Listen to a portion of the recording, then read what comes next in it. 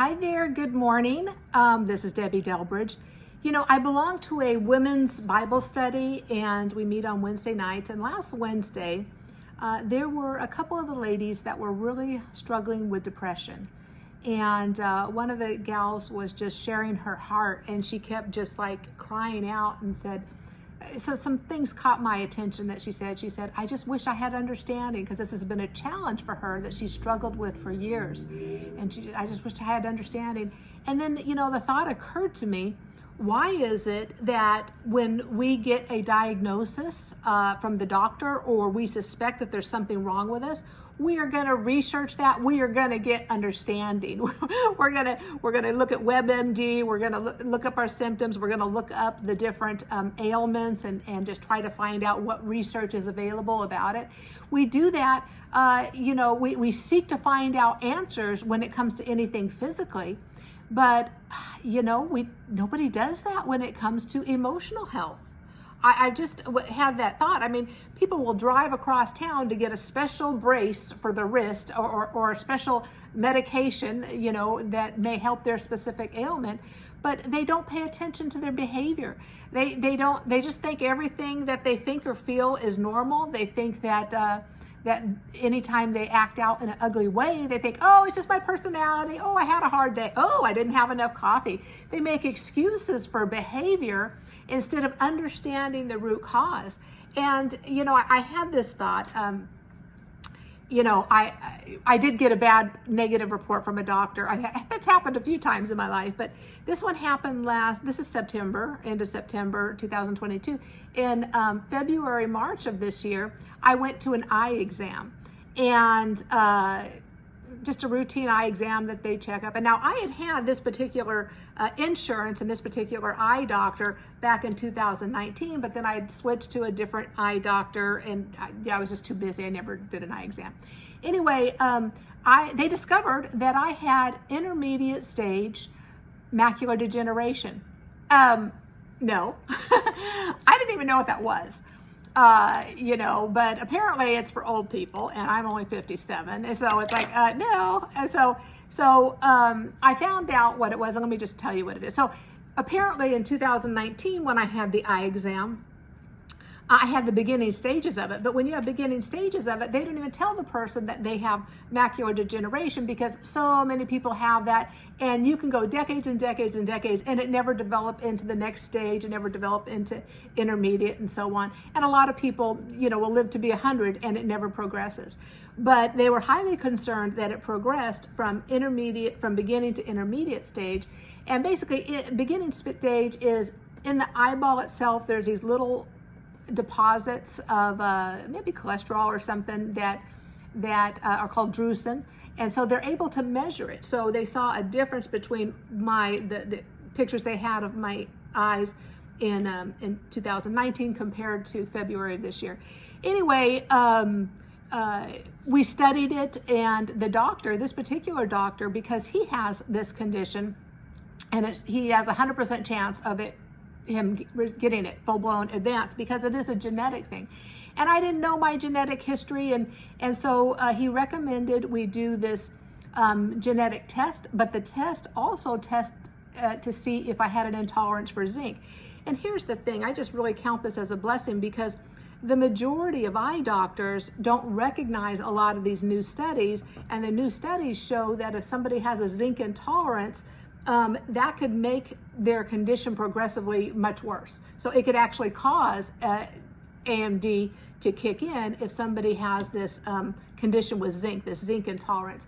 So we did the genetic test, and sure enough, there was no genetic markers. I knew my mom at the end of her life had an eye thing, but I didn't remember what it was. But I'm not genetically predisposed to have AMD. But I am one of those people, one of the 15% of Americans, or I don't know, but I'm sure it's globally, that has this intolerance for zinc. And because of COVID, I had been taking a lot of zinc, you know, daily or a few times a week because it was part of an immunity enhancement. You know, you take your vitamin D, vitamin C, zinc, and some other supplements that are really geared towards towards fending off any sickness. Now, I didn't get sick ever in that time period. And then 6 months later, so what I did, of course, when I found out I was zinc intolerant, I stopped taking the zinc. So they did another test 6 months later, and there was no progression. So it's really conclusive that it was the zinc that caused me to have that progressively worse. Now, so those of you that don't know about AMD, AMD will cause you to have like little black spots in the center of your vision. So you can't read, you can't drive, you can't look at somebody in the eye and see them, because all you have is your peripheral. And with the advanced stage, 90% of the people that have advanced are dry, and there's no cure. They're working on something like a patch operation, but nothing has been FDA approved. So right now there's no cure for that. For wet AMD, you get to have a shot in your eyeball once a month. Once a month, a shot in your eyeball. So it's like, no, I do not want that. What's interesting is one of the guys at the dog park, he has that, and he just had his first eyeball shot, a week ago or so. Anyway, so I didn't know anything about AMD. The reason I'm sharing this story is what we need to do with our emotional health. We need to find our zinc. We need to find the root cause and then make a minor adjustment. Just like I made a minor adjustment of, hey, don't do zinc supplements. That's how we need to be when it comes to our emotional health. So many times there's these factors that drive our behavior and our emotions and trigger them, and it causes us to go in a tailspin, and we just remain ignorant about it. We don't take the time and exert the effort to try to understand. It says in Proverbs 4:7, wisdom is the principal thing, therefore get wisdom. In all you're getting, get understanding. So it's important for us to get a better revelation of how our mind works. I go into great detail in this little bit thicker book called Blind Spots and Wrinkles, and it talks about at length our subconscious mind and some of these factors that are self-sabotaging in our subconscious mind. And then in this new book that just came out, The Suicide Snare, I also talk about it a little, not in as much detail. I basically consolidate this whole thick book of 240 pages into one little chapter. So this doesn't give as comprehensive information, but really when it comes to mental health, we need to find out what is our zinc. What is that thing that causes? We got to look at our root causes. What causes us to act a certain way or to respond certain ways or to hurt emotionally? We need to understand ourselves. There's a verse in 1 Timothy 4:16. The first part of that verse says, take heed to yourself. Take heed to yourself. What does that mean? Take heed means pay attention to, recognize your behavior, identify thoughts that cross our mind. And so many of the times people just don't do that. They don't take the time to find out how they specifically are hardwired.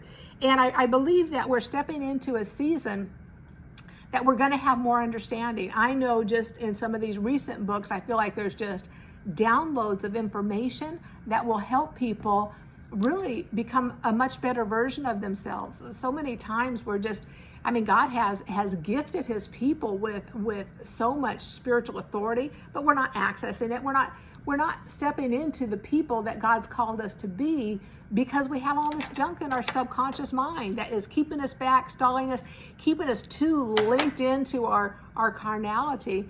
And at this Bible study, this gal that was talking about just pouring her heart out with depression, she says, I just cry out to God, heal me, heal me.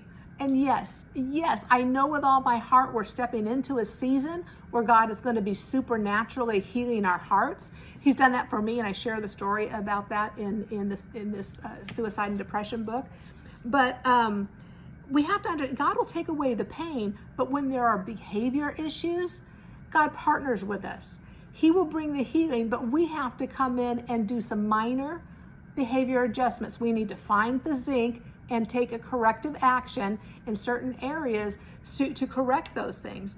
I'm flabbergasted how people can just live in their own version of reality. Years ago, I talked to somebody that all of his life had been just really super mean, and he was just recounting his life and the spin that he believed about his life.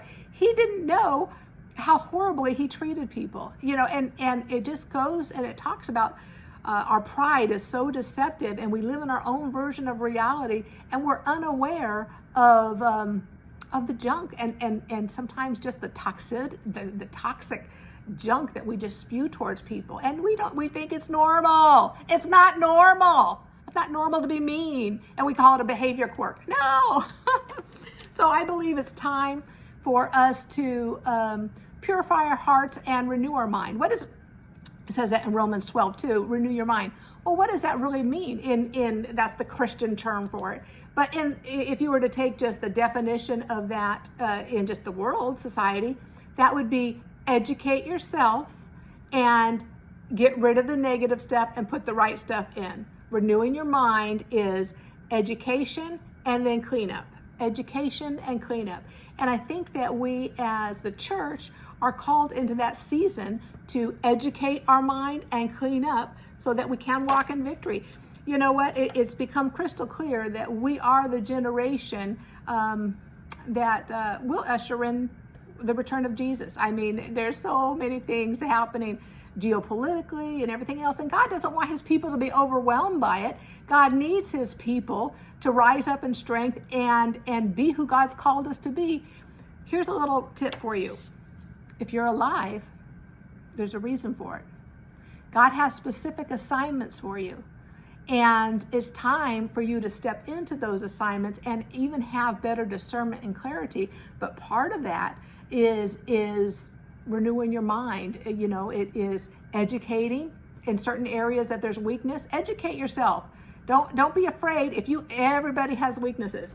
Don't be shocked. Everybody has pride. They could be at different levels of pride. Pride was sired into the bloodline at the fall of man. But with the diseases of the soul, there's 12 that are identified in this book. Most people have between 2 and 6 of them. If you have issues, don't ignore it. It's too hard. I don't want to deal with it. That's what people do, metaphorically. They don't want to know because they think ignorance is bliss. They think that, well, if I don't know there's anything wrong, then I don't have to do anything wrong. I don't have to do anything about it. And that's not true. God has called us to be the generation that will rise up and kick the devil's butt. Can I be that blunt? God has called you because there are certain things within you that he sees. He chose that you would be born in this generation. There are specific assignments that he has either told you about or he's going to tell you about that you are called to in this time.